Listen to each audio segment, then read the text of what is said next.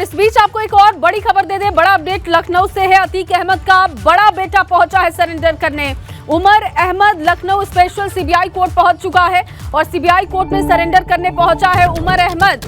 50,000 रुपए का इनामी है उमर पर रंगदारी मांगने का आरोप लगा है। ये बड़ी खबर आपको दे रहे हैं, अतीक अहमद का बड़ा बेटा सरेंडर करने के लिए पहुंचा। उमर अहमद नाम है, लखनऊ स्पेशल सीबीआई कोर्ट पहुंचा है। सीबीआई कोर्ट में सरेंडर करने पहुंच चुका है उमर अहमद, ये बड़ी जानकारी मिल रही है। और आपको बताया कि 50,000 रुपए का इनामी है उमर पर रंगदारी मांगने का आरोप लगा था और अब देखिए सरेंडर करने के लिए पहुंच चुका है। बड़ी खबर लखनऊ से, ये बड़ा अपडेट है। Umar Ahmed Lucknow special CBI court पहुंच चुका है। अतीक अहमद की लगातार मुश्किलें बढ़ती हुई और अब ये बड़ा अपडेट है इस मामले में। 50,000 रुपए का इनामी है उमर अहमद। अतीक अहमद का बड़ा बेटा सीबीआई कोर्ट पहुंचा है सरेंडर करने के लिए। अतीक अहमद का बड़ा बेटा पहुंचा सरेंडर करने। विवेक त्रिपाठी मेरे सहयोगी जुड़ चुके हैं। विवेक, क्या अपडेट है? बताया जा रहा है कि उमर अहमद पहुंच चुका है सीबीआई कोर्ट सरेंडर करने के लिए। जी बिल्कुल, देखिए माफिया डॉन अतीक अहमद का बेटा है उमर, बड़ा बेटा है। 2018 में यहाँ पर लखनऊ में उसके खिलाफ एक FIR दर्ज हुई थी। एक प्रॉपर्टी डीलर है मोहित जायसवाल, उनको किडनैप करके वो ले गया था और देवरिया जेल में जहाँ उसके पिता बंद थे वहां जाकर मोहित जायसवाल को मारपीट करके उनसे वसूली की गई। उनसे कई कागजों पर दस्तावेज पर दस्तखत कराए गए। इसको लेकर मामला जो था सीबीआई इसकी जांच कर रही है और करीब 3 साल से उसकी तलाश हो रही थी उमर की, लेकिन वो मिल नहीं रहा था। चलिए ठीक है विवेक, आप हमारे साथ बने रहिए। एक बार फिर से दर्शकों को खबर बता दे, उमर पर रंगदारी मांगने का आरोप लगा है। ये बड़ी जानकारी दे रहे हैं लगातार। उमर अहमद लखनऊ सीबीआई कोर्ट पहुंचा है सरेंडर करने के लिए। ये बड़ी जानकारी, बड़ा अपडेट आपको लगातार बता रहे हैं। अतीक अहमद का बड़ा बेटा है उमर अहमद, जो कि लखनऊ स्पेशल सीबीआई कोर्ट पहुंचा है सरेंडर करने के लिए। सीबीआई कोर्ट में सरेंडर करने के लिए उमर अहमद पहुंच चुका है। विवेक त्रिपाठी मेरे सहयोगी अब लाइव हमारे साथ जुड़ चुके हैं, ज्यादा जानकारी दे रहे थे वो। मैं चाहूंगी विवेक, आप इस मामले पर जो अपडेट दे रहे थे, जानकारी दे रहे थे, उसे आगे बढ़ाइए।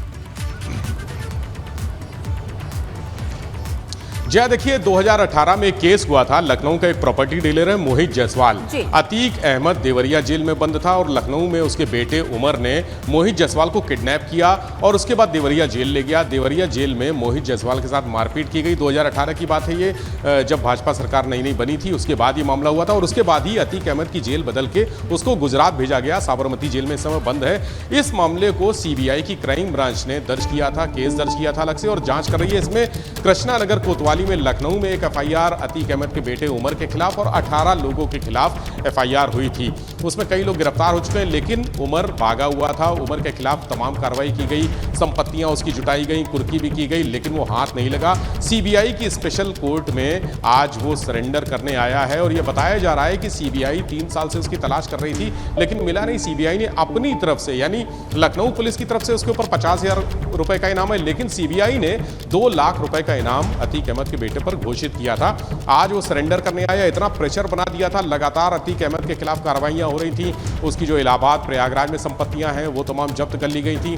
तमाम जो प्रदेश में अलग अलग संपत्तियां हैं अलग अलग जगहों पर, वो भी जब्त कर ली गई। अतीक की जो माफ कीजिएगा, उमर की जो माँ है उनके खिलाफ भी कार्रवाई हो रही है, उनकी संपत्तियां भी जुटाई जा रही हैं। तो इस तरह की कार्रवाई से इतना प्रेशर बना कि आखिर उमर को कोर्ट में सरेंडर करना पड़ा और सीबीआई की स्पेशल कोर्ट, जो स्पेशल कोर्ट है यहाँ लखनऊ में कैसरबाग में, वहाँ वो पहुंचा है। उसके साथ तमाम वकील हैं और अभी बताया जा रहा है कि कोर्ट में उसको बैठाया गया है और सरेंडर करने के जो औपचारिकता होती है, जो कागजी कार्रवाई होती है, तमाम बहुत सारे कानूनी पहलू होते हैं वो देखे जा रहे हैं। सीबीआई के, चूंकि सीबीआई इसकी तलाश कर रही थी तो सीबीआई के अधिकारी भी वहां पहुंच गए हैं जब उनको पता चला है। इस तरह से कृष्णानगर थाने की पुलिस, यानी जहां पर जो मूल FIR थी उमर के खिलाफ किडनैपिंग की और तमाम अन्य धाराओं की, मारपीट करने की, रैंसम वसूलने की, वो FIR जिसकी विवेचना जब पुलिस कर रही थी उस वक्त, अभी पुलिस के पास नहीं है, अभी तो सीबीआई के पास है, लेकिन पुलिस भी पहुंची है, कुछ अपने दस्तावेज लेकर पहुंची है। तो कृष्णानगर कोतवाली की पुलिस है,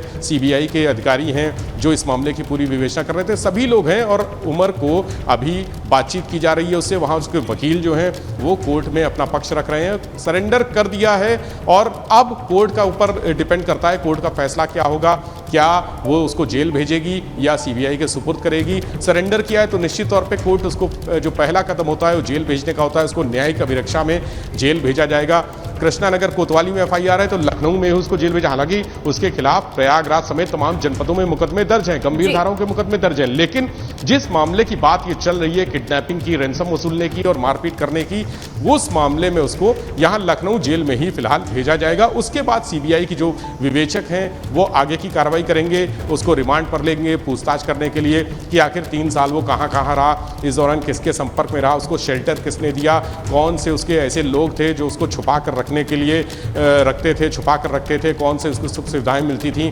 कहां से वो गाड़ी और कहां से खाना पीना, सारा इंतजाम, जितने भी लोग हैं उसके समर्थक हैं, सहयोगी हैं, इन सब की लिस्ट बनेगी और बाद में जो विवेचना में नाम सामने आएंगे, यानी जो 18 लोग जो मूल एफआईआर में थे उसके अलावा अब सहयोगी जिन्होंने सहयोग किया एक अपराधी को छिपाने में, एक अपराधी को कानून की नज़र से बचाकर रखने में, उनकी भी बारी आएगी। यानी ये अब मामला और विस्तार लेगा और इसमें जो आरोपी हैं, एक मुकदमे में जो आरोपी थे, उसके अलावा मुकदमे में जो मुख्य मुलजिम है उसको बचाने के जो आरोपी होंगे उनके ऊपर भी सीबीआई की नज़र पड़ेगी। तो ये बहुत सारी जानकारियां अभी लेनी है, पूछा जाएगा, उससे पूछताछ की जाएगी। रिमांड पर जब सीबीआई कस्टडी रिमांड पर लेगी तब बहुत सारे सवालों के जवाब सामने आएंगे। जया जी, और विवेक, क्या अकेले वहां पर उमर पहुंचा हुआ है या उसके साथ कोई परिवार का सदस्य भी मौजूद है?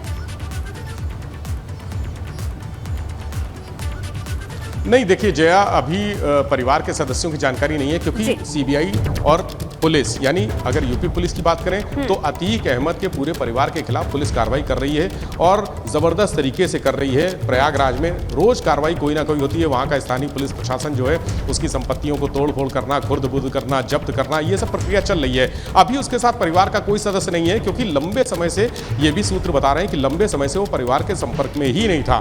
पुलिस ये जानकारी करने की कोशिश कर रही थी प्रयागराज की कि अतीक का बेटा कहाँ है, उनकी जो माँ है उमर की, उनसे पूछताछ हो रही थी और लोगों से पूछताछ हो रही थी, जो करीबी लोग हैं उनसे भी लगातार संपर्क चल रहा था। सीबीआई की टीम भी लगी हुई थी, लेकिन अतीक का बेटा बहुत लंबे समय से अपने परिवार के संपर्क में नहीं था। करीब 3 से 4 महीने ऐसे बताए जा रहे हैं कि वो अपने परिवार के संपर्क में नहीं था, ना उसकी अपनी माँ से बात हुई, ना ही अपने परिवार के किसी सदस्य से बात हुई, और जो करीबी हैं, नज़दीकी हैं, रिश्तेदार हैं, उनसे भी ना बात ना मुलाकात। अब इस दौरान, यानी 3-4 महीने या इससे ज़्यादा समय हो सकता है कि 5-6 महीने जो भी रहा हो, उस दौरान वो कहाँ था, कैसे था, वो फिलहाल अकेले पहुंचा है। हाँ, उसके साथ कुछ वकील लोग जरूर हैं जो उसको एक कानूनी प्रोटेक्शन, एक कानूनी कवर, जो लीगल कवर होता है, हम आपसे लेते रहेंगे। फिलहाल के लिए आपका बहुत शुक्रिया।